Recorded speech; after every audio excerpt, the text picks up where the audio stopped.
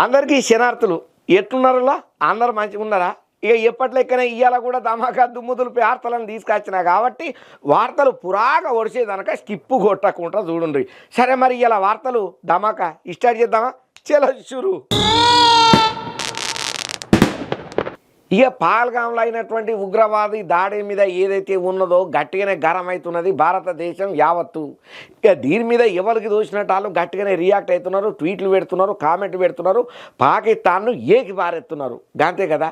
ఇక ఈ ముచ్చట్లల్లా ఈ జరిగినటువంటి విధ్వంసంలల్లా అమాయకులను పొట్టన పెట్టుకున్న కారణంగా ట్రంప్ సార్ కూడా రియాక్ట్ అవ్వకుంటూ వచ్చిండు ఈ ఉగ్రవాద దాడుల మీద. మరి ట్రంప్ సార్ ఏమన్నాడో ఆర్త తీసుకొచ్చినా కదా, చూద్దాం పాండ్రి. ఇక జమ్మూ కాశ్మీర్లో పాల్గాంలో అయినటువంటి హిందువుల ఊచకోత తర్వాత భారత్ పాకిస్తాన్ మీద కఠిన చర్యలు తీసుకోనికే తయారైందయ్యా. సింధు జలాల ఒప్పందాన్ని ఎమ్మటి ఆపాలని చెప్పి కూడా గట్టి వార్నింగే ఇస్తున్నది. ఇక పాకిస్తాన్ హై కమిషన్ల దౌత్యవేత్తల సంఖ్యను కూడా తగ్గించుడు, అట్టారి వాగు సరిహద్దును బంద్ చేసుడు వంటి కఠిన నిర్ణయాలనే తీసుకుంటున్నదయ్యా. ఇక ఈ సంఘటనలన్నీ పాకిస్తాన్ లో భయాందోళననే క్రియేట్ చేస్తున్నది. ఏ క్షణమైనా యుద్ధం సంభవించచ్చని భావన చేస్తున్నటువంటి పాకిస్తాన్ భయపడి సేనాను ఆశ్రయం చేసి సహాయం కోసం ఆలోచన చేసే పని ముంగటేసుకున్నదే కాదు, వాళ్లకు రిక్వెస్టుల మీద రిక్వెస్టులు పెట్టుకుంటున్నది. పాకిస్తాన్ ఉప ప్రధానమంత్రి విదేశాంగ మంత్రి మహమ్మద్ ఇషాక్ దారు ఇస్లామాబాద్ లో చైనా రాయబారి జియాంగ్ జేతోని మీటింగ్ పెట్టుకున్నారు. మీరు ఎన్ని మీటింగ్లు పెట్టుకున్నా, ఎన్ని ఉప్పర తప్పర మాటలు మాట్లాడినా కూడా మాకిచ్చింది మేము రిటర్న్ మీకు పక్కా ఇస్తాం, 100% రాసి పెట్టుకోండి. ఆ కారణంగా అన్యాయంగా అమాయకులను పొట్టన పెట్టుకున్న పాకిస్తాన్ ఉగ్రవాదులారా, ఖబర్దార్ మీ సంగతి చెప్తాం, మీ అంతు చూస్తాం. సందులల్లా గొంతులల్లా యాడ బొక్కలల్లా మీరు దాక్కున్నా ఎతికి మీ బతుకులు ఎట్లా ఇయ్యాలనో అట్లా ఎత్తామని చెప్పి గట్టిగానే అల్టిమేటం జారీ చేస్తున్నది ఇటు పక్కన భారత సైనిక దళాలు కూడా. ఇక ఈ నేపథ్యంలో ఇంకో పక్కన అమెరికా అధ్యక్షుడు కీలక మాటలనే మాట్లాడుకుంటూ వచ్చిండు. ఎన్నో సంవత్సరాలుగా నలుగుతున్న సరిహద్దు ఉద్రిక్తతలను ఈ రెండు దేశాలే పరిష్కరణ చేసుకుంటాయని ట్రంప్ సార్ చెప్పుకుంటూ వచ్చిండు. ఇక అమెరికా అధ్యక్షుడు డొనాల్డ్ ట్రంప్ సారు రీసెంట్ గా రోమ్ పర్యటనకు పోయిండయ్యా. ఇక ఈ సందర్భంగా ఎయిర్పోర్ట్ లో భారత్ పాకిస్తాన్ ఉద్రిక్తత మీద ట్రంప్ సార్ ను మీడియా అడిగింది. ఈ సందర్భంగా ట్రంప్ సార్ మాట్లాడుకుంటా, భారత్ అంటే నాకు ఎంతో గౌరవం, అట్లనే పాకిస్తాన్ కూడా నాకు చాలా దగ్గర, రెండు దేశాలతో నేను సన్నిహితంగా ఉంటున్నా. కాశ్మీర్ విషయంలో కూడా భారత్ పాక్ల మధ్య చాలా ఏళ్ల సంధి లోలులు పంచాయతీలు జోడాలు బాగానే అవుతున్నాయి. అయితే కొన్నేళ్ల సంధి నలుగుతున్న సరిహద్దు ఉద్రిక్తతలకు ఈ రెండు దేశాలే పరిష్కారం చేసుకుంటాయి. వాళ్ళ సమస్యలను వాళ్ళే తీర్చుకుంటారు. మధ్యలో మనం తల దూర్చి యాగం కావద్దు. ఈ విషయాలలో ఇంతకంటే ఎక్కువ నన్నేం అడగొద్దు, నేను చేసేది ఏం లేదు. ఇక పాల్గాంలో పర్యాటకుల మీద అయినటువంటి ఉగ్రవాది దాడి చెత్త పని. ఈ ఉగ్ర దాడిలో అమాయకులు ప్రాణాలు కోల్పోవడం చాలా విచారకరం. ఈ సంఘటనను బాగా కలిసి వేసిందని చెప్పి కూడా ట్రంప్ సార్ చెప్పుకుంటా వచ్చిండు. ఇంక అంతనే కాదు, నేను ఈ దాడిని తీవ్రంగా వ్యతిరేకన చేస్తున్నా. జీవి పోయిన వాళ్ళ ఆత్మకు శాంతి చేకూరాలని నేను భగవంతుని ప్రార్థన చేస్తున్నా. ఇక దెబ్బలు దాకి దవకాన్ల పాలైన వాళ్ళు కూడా తొందరగా కోలుకోవాలని చెప్పి నేను కోరుకుంటున్నా. ప్రధానమంత్రి మోదీకి భారత పబ్లిక్ ఉన్న సంపూర్ణ మద్దతు ఉంటది అని చెప్పుకుంటూ వచ్చిండయ్యా డొనాల్డ్ ట్రంప్ సారు. అయితే కర్రగుట్టలు అవుతున్నటువంటి కూంబింగు చాలా రోజుల తర్వాత పెద్ద ఎత్తున అవుతున్నది. దీని మీద పెద్ద దుమారమే రేగుతున్నది. ఎవరికి దోచినట్టు వాళ్ళు ట్వీట్లు పెడుతున్నారు, పోస్టులు పెడుతున్నారు, కామెంట్లు సుతం చేస్తున్నారు. అట్లనే మానవ హక్కుల సంఘం పెద్దలు కానీ, చాలా పెద్ద అధికారులు కానీ, ఇంకా కొంతమంది పార్టీ నేతలు కానీ ఇట్లా కరెక్ట్ కాదు, ఏదన్నా ఉంటే చర్చలకు పిలిచి శాంతియుతంగా సమస్యను పరిష్కారం చేయాలి, కానీ ఈ తీరుగా దాడులు చేసి కరెక్ట్ కాదని చెప్పి చాలా మంది చెప్తున్నారు. మరి దీని గురించి పురాగా ఆర్త మీకోసానికని తీసుకురాచిన మీరే చూడుండ్రి. తెలంగాణ ఛత్తీస్గఢ్ సరిహద్దు కర్రెగుట్టలల్లా కేంద్ర పారామిలిటరీ బలగాల నేతృత్వంలో కూంబింగ్ ఆపరేషన్ అవుతున్నదిలా ఇంకా కంటిన్యూగా కొనసాగుతూనే ఉన్నది. మావోయిస్టు మోస్ట్ వాంటెడ్ అయినటువంటి కీలక నేతలు హిడ్మా దేవాలు టార్గెట్ గా 5 రోజుల సంధి ఈ కూంబింగ్ అయితే కొనసాగుతూనే ఉన్నది. ఇక 3 రాష్ట్రాల నుండి దగ్గర 20,000 మంది బలగాలు ఈ ఆపరేషన్ లో పాల్గొన్నాయి. అయితే శనివారం పొద్దుగాల కర్రెగుట్టలల్లా మావోయిస్టులు భద్రతా బలగాల మధ్య భీకర కాల్పులు అయినాయి. ఈ కాల్పులల్లా 28 మంది మావోయిస్టుల ప్రాణాలు గాల్లో కలిసినాయని సమాచారం. ఇక అయితే ఈ విషయం మీద ఇంకా అధికారికంగా ధృవీకరణ అయితే రాలేదు. ఇక కర్రెగుట్టల సుమారు 1000 మంది మావోయిస్టులు ఉన్నట్టు సమాచారం. ఇక దీంతో ఆ ప్రాంతంలో భద్రతా బలగాలు జల్లెడ గట్టిగానే వాడుతున్నారయ్యా. గుట్ట సమీపంలో దగ్గర పట్ల గామ పబ్లిక్ బయటకు రావద్దని ఆంక్షలను సుతం విధించినరయ్యా. రాత్రి పగలనే తేడా లేకుండా డ్రోన్ల సాయంతో ఏజెన్సీని భద్రతా బలగాలు జల్లడబట్టే ప్రయత్నం చేస్తున్నారు. దీంతో ఎప్పుడు ఏమవుతుందో అని చెప్పి అక్కడ ఉన్నటువంటి గిరిజనులు అయితే జనంతా బుగులు పట్టుకునే పరిస్థితులను అయితే ఉన్నారయ్యా. ఇక 3 రాష్ట్రాలకించి దగ్గర 20,000 మంది బలగాలు కర్రెగుట్టల ఆపరేషన్ల పాల్గొంటున్నాయి. ఇక ఈలను 8 హెలికాప్టర్ల ద్వారా ఇక ఆయుధాలు గాని బువ్వ గాని నీళ్లు గాని సరఫరా చేస్తున్నారు. ఇక ఇంకోవైపు మావోయిస్టు కదలికలను ఎరకబట్టేందుకు ఏరియల్ సర్వేను కూడా నిర్వహణ చేస్తున్నారు. సమాచారాన్ని భద్రతా బలగాలు గోప్యంగా ఉంచుతున్నాయి. ఎక్కడ పొక్కకుండా తగు జాగ్రత్తలు అయితే తీసుకుంటున్నారు. ఇక ఇంకోవైపు మావోయిస్టుల మీద కాల్పుల నిలుపుదల చేయాలని చెప్పి నిరసనలు ర్యాలీలు కూడా బగ్గనే అవుతున్నాయి. ఇక కర్రగుట్టల మీద కేంద్ర బలగాలు దాడులు నిలిపివేయాలని చెప్పి బలగాలను వెనక్కు విలువాలని చెప్పి మావోయిస్టులతోని కేంద్ర ప్రభుత్వం శాంతి చర్చలు జరపాలని అనుకుంటా పలు రాజకీయ పార్టీలు ప్రజా సంఘాలు మేధావులు ఖమ్మం జిల్లా కేంద్రంలో ఉన్నటువంటి పెవిలియన్ గ్రౌండ్ నుండి పాత బస్టాండ్ వరకు ర్యాలీలను అయితే నిర్వహణ చేస్తున్నారు. అయితే శాంతి చర్చల ఉత్తరాలను కేంద్ర రాష్ట్ర ప్రభుత్వాలు పట్టించుకుంటలేవని కూడా తెలుస్తున్నదయ్యా. కాకపోతే చాలా ఏళ్ల తర్వాత మళ్ళా ఎప్పటికో కానీ కాలేదు ఇంత పెద్ద కూంబింగ్ అని చెప్పి అక్కడ ఉన్నోళ్ళు కూడా జనంతా బూగులు పట్టే పరిస్థితికి వచ్చింది. ఇంట్లో ఉన్నోళ్ళను బయటకు ఆడకీడికి ఏడబడతాడా పని లేకున్నా కూడా తిరిగే పనులు బంద్ చేయండి అని చెప్పి గట్టిగానే ఆర్డర్లు ఎత్తున్నారు అక్కడ ఉన్నటువంటి పోలీసు పెద్ద సార్లు. ఇక తెలంగాణ పబ్లిక్ కోసానికని చెప్పి అనుక్షణం 6 నిమిషాలు పనిచేస్తున్న పార్టీ ఏదన్నా ఉన్నదనంటే కాంగ్రెస్ పార్టీ. అధికారంలోకి వచ్చినప్పటి నుంచి నిద్ర లేకుండా కూడా ప్రతి ఒక్కరు అద్భుతంగా పనిచేస్తున్నారు. పబ్లిక్ తిప్పలను అరుచుకుంటున్నారు. ఇక మనం కొత్త బ్యారేజీలకు తొందరలలో ముహూర్తాలు ఖరారు చేయబోతున్నాం. మనకు రావాల్సినటువంటి అన్నిటి కోసానికని చెప్పి ఫైట్ చేయబోతున్నాము. అట్లనే కేంద్రం నుంచి కూడా మనకు కావాల్సినటువంటి బ్యారేజీల మీద గ్రీన్ సిగ్నల్ వచ్చిందని చెప్పి ఉత్తమ్ కుమార్ రెడ్డి సార్ చెప్పిన మాట తెలంగాణ పబ్లిక్ సంబరపడేటట్టు చేస్తున్నది. మరి ఇంతకు ఉత్తమ్ కుమార్ రెడ్డి సార్ చెప్పిన మాట పురాగా తెలుసుకోవాలని ఉన్నది కదా, చూద్దాం పాండ్రి. తెలంగాణ రాష్ట్రానికి ఇరిగేషన్ రంగంలో పెద్ద ఊరటనే దొరికిందయ్యా. సీతారాం సాగర్ ప్రాజెక్టు సీతమ్మ సాగర్ బ్యారేజీలకు కేంద్ర సర్కారు గ్రీన్ సిగ్నల్ ఇచ్చినట్టుగా రాష్ట్ర మంత్రి అయినటువంటి ఉత్తమ కుమార్ రెడ్డి సార్ ఒక ప్రకటనలో చెప్పుకుంటూ వచ్చిండు. దగ్గర 1.5 ఏడాదిన్నర పాటు చేసినటువంటి కృషి ఫలించి ఇప్పుడు గోదావరి జలాల వినియోగాని కోసానికని చెప్పి పెద్ద స్థాయిలో అవకాశం దొరికిందని చెప్పి మంత్రి సార్ చెప్పుకుంటూ వచ్చిండు. ఉమ్మడి ఖమ్మం జిల్లా రైతులు గోదావరి నది జలాల కోసం ఎప్పటిసందో ఎదురు చూస్తున్నారు. ఇప్పుడు సీతారాం సాగర్ ద్వారా 68 టీఎంసీల గోదావరి నీళ్లు మనకు దొరకబోతున్నాయి. ఇది సుమారు 8 లక్షల ఎకరాలకు సాగు భూములకు ఉపయోగపడుతుంది. ఇక ఈ అనుమతులు తెలంగాణ ఇరిగేషన్ చరిత్రల మైలు రాయిగా నిలుస్తాయని చెప్పి ఎవరన్నో ఎరగరా ఉత్తమ కుమార్ రెడ్డి సార్ అన్నాడు.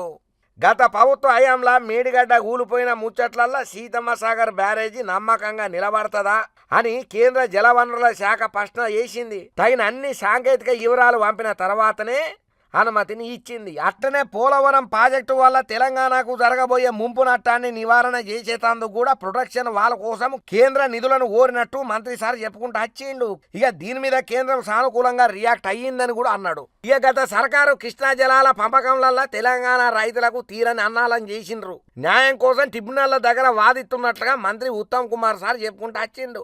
అంతర్రాష్ట్ర సమస్యల మీద ప్రభుత్వం సీరియస్గా పని చేస్తున్నదని కూడా క్లియర్ కట్గా చెప్పుకుంటూ వచ్చిండు. కాళేశ్వరం ప్రాజెక్టు ముచ్చట్లల్లా బీఆర్ఎస్ ప్రభుత్వం చేసిన అవినీతిని నాణ్యత లోపాలను ఎత్తి చూపుతా వాళ్ళే గట్టిలు వాళ్ళ హయాంలోనే కూలింది అనుకుంటా గట్టిగానే గరం అయ్యిండు. ఇక మేడిగడ్డ సుందిల్ల అన్నారం లాంటి ప్రాంతాలు ప్రమాదంలో ఉన్నట్టు ఎన్డీఎస్ఏ నివేదిక ద్వారా తేలిన ముచ్చట్లను కూడా పబ్లిక్ ఎరగబట్టాలని కూడా అన్నాడు. ఇక 1,00,000 కోట్ల రూపాయల దోపిడీకి పాల్పడ్డోళ్ళ మీద కఠిన చర్యలు తీసుకోవాల్సిన అవసరం ఎంతైనా ఉన్నదని కూడా ఉత్తమ్ కుమార్ రెడ్డి సార్ చెప్పుకుంటూ వచ్చిండు. తమ్మిడిహెట్టి ప్రాజెక్టు విషయంలో కూడా అన్నారని జరిగిందని చెప్పి గుర్తు చేసిండు. అయ్యా ఎన్డీఎస్ఏ నివేదికల ఎల్లడైన అవినీతి ఆరోపణలు తెలంగాణ పబ్లిక్ మేలుకోవాలి. ఇప్పటికైనా ఆలోచన చెయ్యుండ్రి. గత ప్రభుత్వం చేసిన అరాచకాలను అరిగట్టే పనులనే ఉండుండి.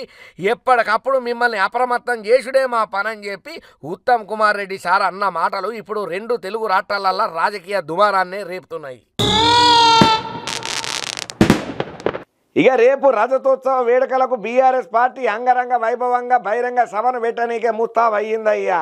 ఇక ఇందుకోసానికని చెప్పి పకడ్బందీ ప్రణాళికతోనే ఉన్నది బీఆర్ఎస్ పార్టీ నాయకులు కార్యకర్తలు ప్రతి ఒక్కరు కష్టపడి దగ్గరుండి మరి ఏర్పాట్లను చేస్తున్నారు.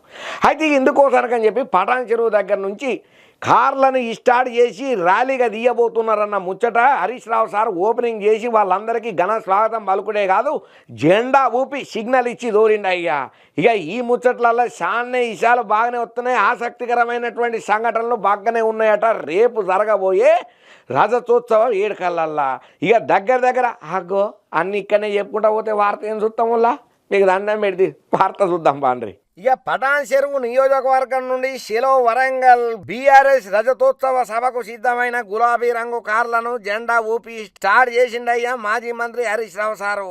ఇప్పటికే ఎడ్ల బండితోని నియోజకవర్గాలలో ర్యాలీగా రైతులను బయలుదేరేటట్టు చేసి రీసెంట్గా అంబాసిడర్ కార్లను కూడా దగ్గర 100 రెడీ చేసిండ్రయ్యా. ఇక 100 గులాబీ అంబాసిడర్ కార్లతోని భారీ ర్యాలీని బీఆర్ఎస్ 25 సంవత్సరాల సిల్వర్ జూబ్లీ సందర్భంగా రవి యాదవ్ అనే యువనేత 100 అంబాసిడర్ కార్లను సేకరణ చేసి ఆ కార్లకు రిపేరింగ్లు చేయించి వాటన్నిటికీ గులాబీ రంగు వేయించి కేసీఆర్ స్టిక్కర్లు అంటించి ర్యాలీగా వరంగల్ బహిరంగ సభకు పోవాలని పకడ్బందీ ప్రణాళిక పక్కా ప్లాన్తోనే ఉన్నాడు. అయితే బీఆర్ఎస్ సింబల్ పబ్లిక్ మనసులలో నాటుకుపోయేటట్టు కార్ల ర్యాలీల తెలంగాణ రాష్ట్రంలో 2 సార్లు అధికారంలో ఉన్న BRS party symbol ambassador car. ఇక ఏదేమైనా 24 వసంతాలు పూర్తి చేసుకొని 25వ వసంతంలోకి అడుగు పెడుతూ రజతోత్సవ వేడుకలను అంగరంగ వైభవంగా చేయాలని చెప్పి ఆర్భాటంగా హంగులతోని సభ పెద్ద ఎత్తున సిద్ధంగా అవుతున్న వేళ కేసీఆర్ సారు రేపు సభలో ఏం మాట్లాడబోతున్నాడు, ఆ పార్టీ నాయకులకు కార్యకర్తలకు ఏ దిశా నిర్దేశం చెప్పబోతున్నాడు, పబ్లిక్ను ఉద్దేశం చేసి ఏ సంకేతాలు చెప్పబోతున్నాడు, ప్రత్యర్థులకు మాటల తూటాలతోని ఎటువంటి సురకలను అంటియ్యబోతున్నాడు అనే ఉత్కంఠ మాత్రం రోజు రోజుకు పెరిగిపోతున్నది. క్షణానికి ఆలోచన చేసేటట్టే చేస్తున్నది.